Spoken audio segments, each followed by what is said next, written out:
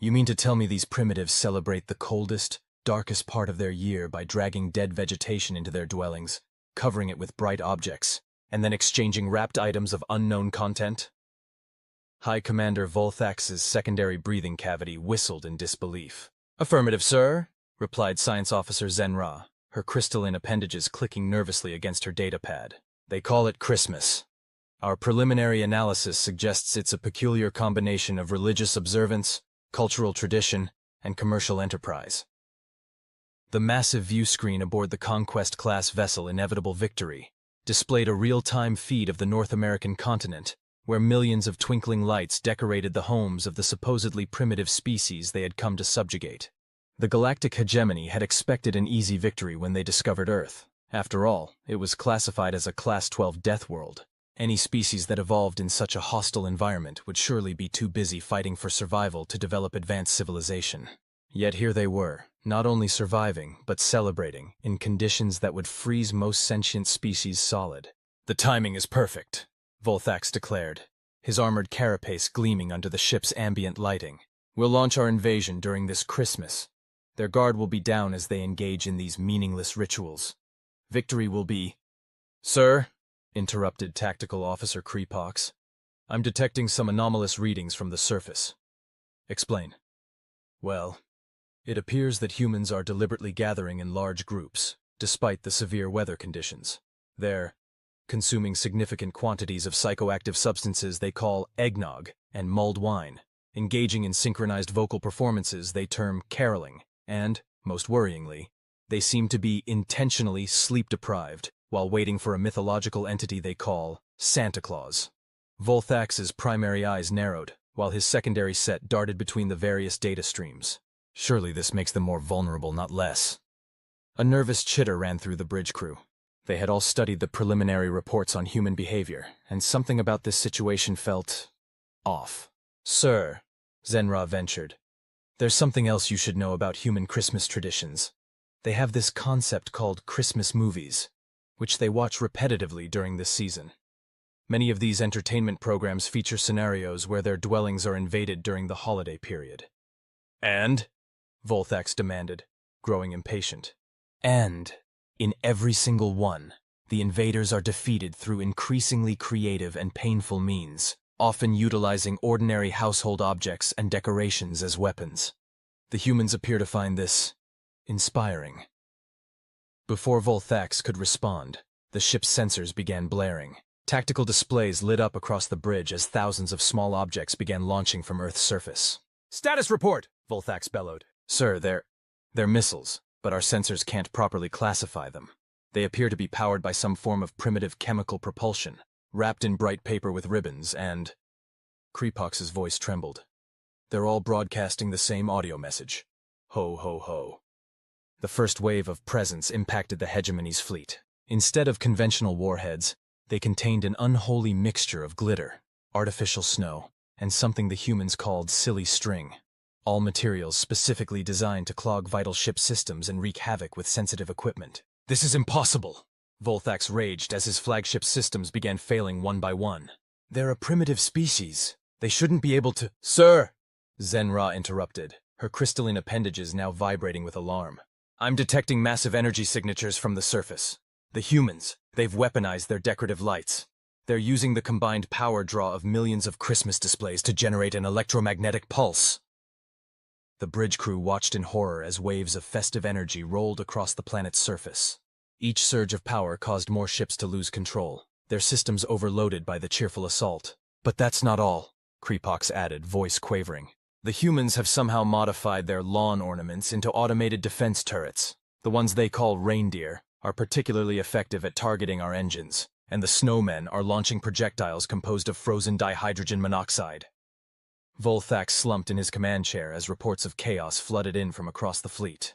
Ships were being disabled by tinsel-based countermeasures, crews were being disorientated by weaponized carol broadcasts, and the humans had somehow managed to turn their gift-wrapping stations and shopping centers into rapid-response military conversion facilities. "Sir," a junior communications officer called out, "we're receiving a transmission from the surface. They're using something called a public access television channel." "Put it through," Volthax ordered. resignation evident in his voice. The view screen flickered to life, showing a human in a garish sweater decorated with what appeared to be violent scenes from their Christmas movies knitted into the fabric. The human smiled, a terrifying display of bone that never failed to unnerve even the most hardened hegemony warrior. "Season's greetings," the human announced cheerfully. "We noticed you trying to invade during our favorite holiday. You really shouldn't have. But since you're here..." The human's smile widened. "We got you some presents." The transmission cut off, replaced by sensor readings showing hundreds of thousands of small objects rising from backyards across the planet.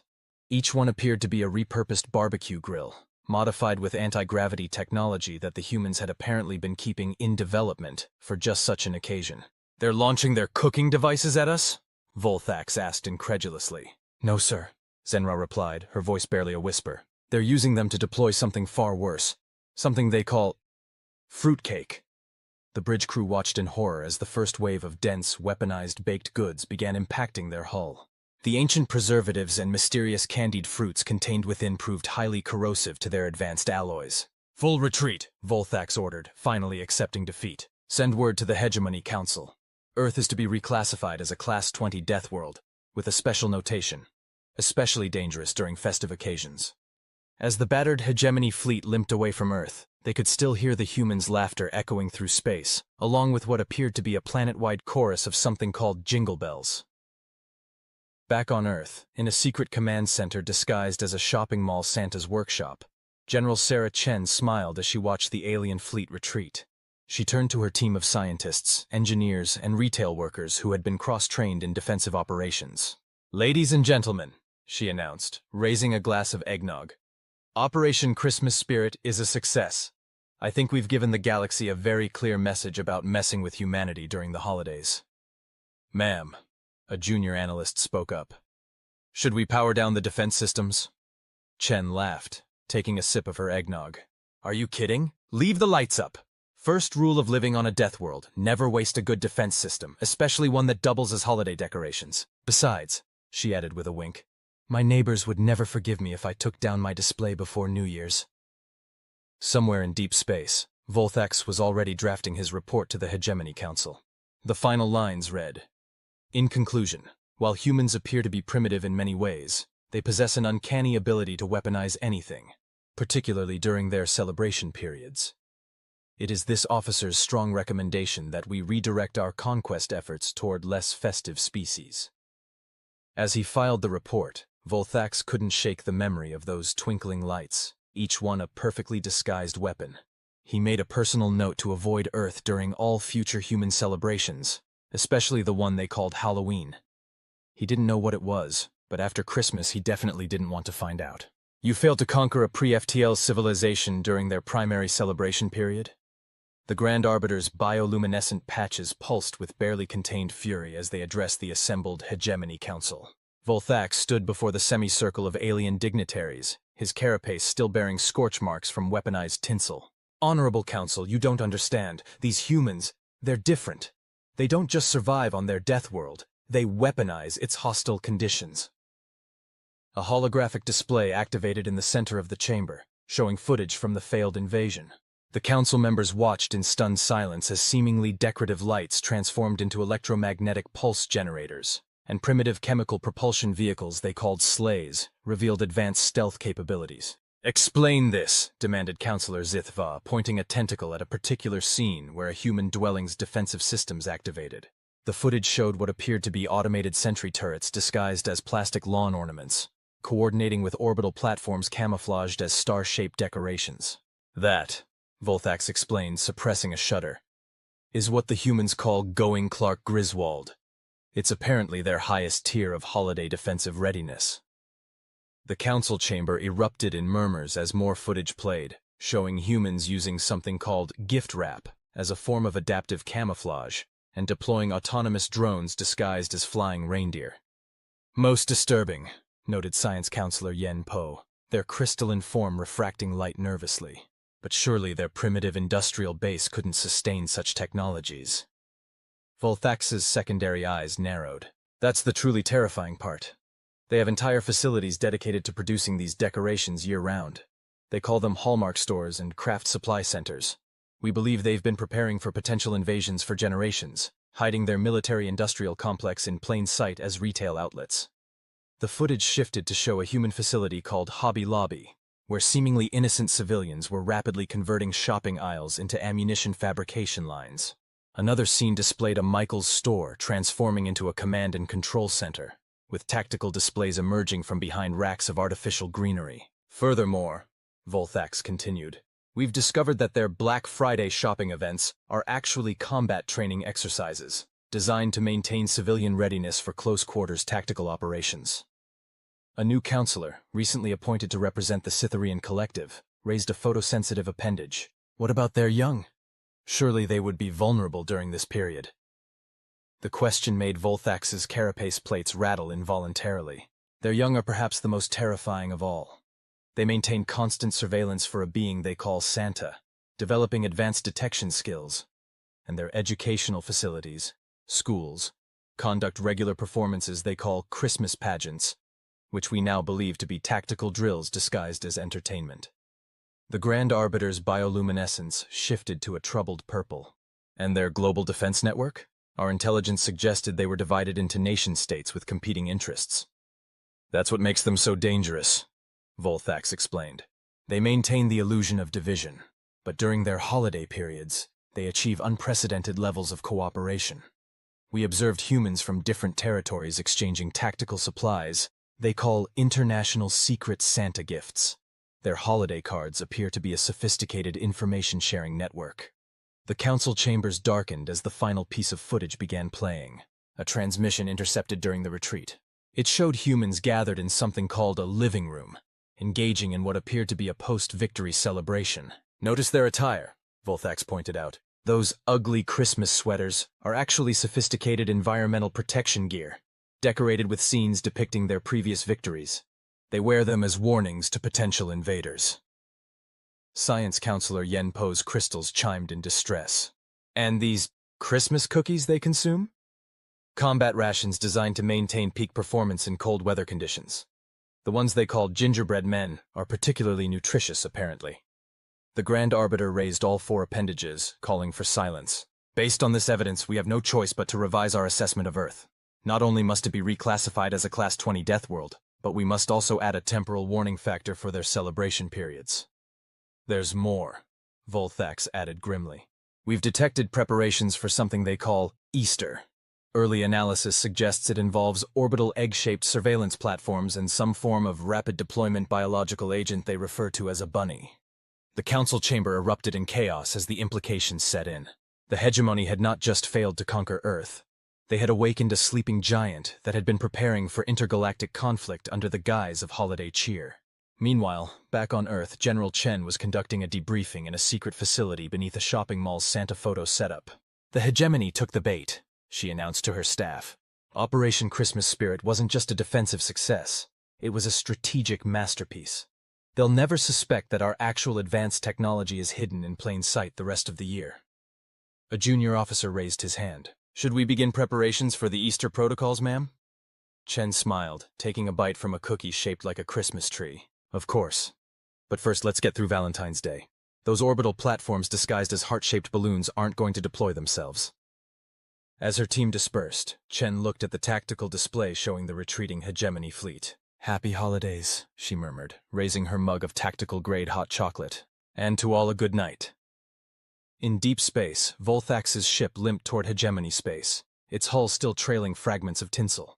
In his private quarters, he reviewed the final pieces of intelligence from Earth, watching as humans began dismantling their visible defensive installations with practiced efficiency. They're not just surviving on a death world, he muttered to himself. They're thriving on it, and they've turned every celebration into a potential weapon. He shuddered as he came across information about something called New Year's Eve, which apparently involved synchronized planetary bombardment using explosive-laden aerial devices disguised as fireworks.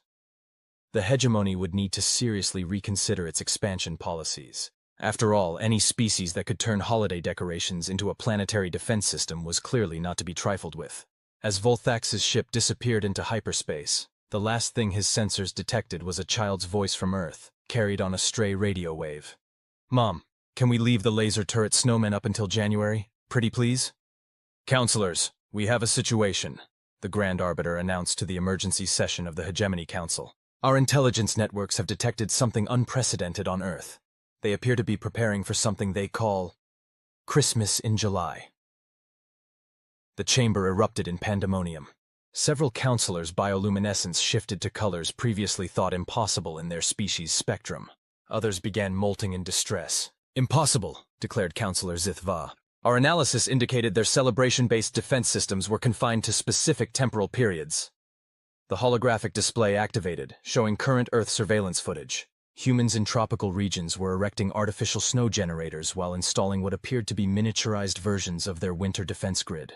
Science Counselor Yenpo's crystalline structure vibrated with concern. They've adapted their winter warfare capabilities for summer deployment. The tactical implications are disturbing. There's more, the Grand Arbiter continued.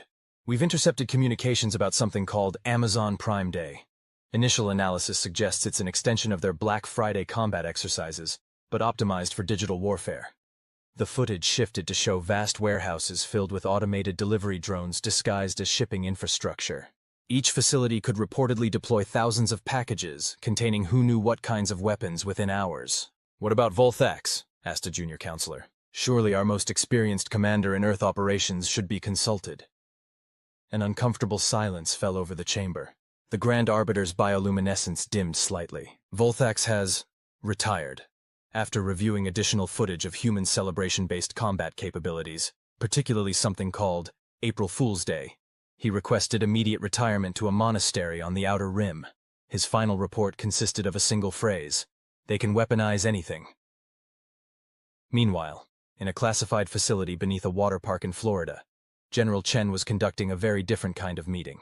Ladies and gentlemen, she addressed her staff, who were dressed in casual beachwear that concealed cutting-edge tactical gear. Operation Summer Frost is proceeding exactly as planned. The Hegemony's surveillance has detected our Christmas in July preparations. But ma'am, a junior officer raised his hand, adjusting his tactical Hawaiian shirt. Isn't that compromising our capabilities? Chen smiled, taking a sip from a coconut that doubled as a quantum encryption device. On the contrary, we want them to think we can only weaponize celebrations. That way they'll never suspect that Earth's true defensive capabilities are active year-round. Speaking of which, how's Project Poolside progressing? A senior scientist stepped forward, her beach umbrella folding out into a holographic display. The integration of missile silos into water slides is complete. Each lazy river now contains a fully operational submarine pen, and the wave pools can generate electromagnetic pulses that look exactly like normal wave patterns. Excellent. Chen nodded. And the ice cream stands? Fully operational cryogenic weapon platforms, ma'am. The brain freeze warning signs provide excellent cover for their actual capabilities. Back in the Hegemony Council chamber, the situation was growing more dire as new intelligence arrived. They're expanding their celebration-based defense network, reported the head of intelligence, their tentacles twisting anxiously. Something called Labor Day appears to be a massive industrial mobilization exercise disguised as leisure activities. And their Halloween celebration? The intelligence chief paused, appendages trembling. Let's just say we now understand why Volthax retired. The Grand Arbiter's bioluminescence pulsed with decision. We must act. I propose a complete quarantine of the Earth system. No Hegemony vessel is to approach within 1 light-year of their territory. Additionally, we should begin monitoring for any sign that they're attempting to weaponize other celestial bodies. Too late, interrupted Science Counselor Yenpo. We've detected unusual activity on their moon. They appear to be installing something they call a Lunar New Year celebration platform. In her office beneath the water park, General Chen reviewed the latest intelligence reports with satisfaction. The Hegemony's response to their summer Christmas preparations was exactly as predicted. On her desk, a snow globe containing a perfect miniature replica of Earth served as both a paperweight and a quantum supercomputer running defense simulations. You know, she mused to her assistant, we should really send the Hegemony a thank you note. Their invasion attempt gave us the perfect excuse to reveal just enough of our capabilities to keep them guessing, while never showing our full hand. Should we use standard Earth stationery, ma'am? Or the cards that double as tactical nuclear launch codes? Let's keep it casual, Chen replied with a wink. Just use the ones that look like ordinary thank you notes but actually contain detailed scans of their fleet's vulnerabilities. And make sure to sign it Season's Greetings.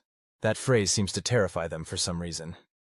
As she finished speaking, an alert chimed on her quantum coconut. "Ma'am," her assistant reported, "the Martian colony is requesting permission to begin their Winter Wonderland installation." Chen's smile widened. "Already? Well, we can't disappoint our extraterrestrial neighbors. Authorize full deployment of the Olympus Mons snow machine network. And let's add some of those lovely ice sculptures that double as kinetic energy weapons." In deep space, a hegemony probe recorded the beginning of Mars's transformation. As artificial snow began falling on the red planet, its sensors detected a familiar sound being broadcast across all frequencies. A chorus of humans singing, "Let it snow." The probe immediately self-destructed. The probe, the Grand Arbiter, upon receiving the probe's final transmission, made an unprecedented decision. Earth would not merely be quarantined. The entire sector would be marked with a new classification. Here there be Deathworlders who celebrate.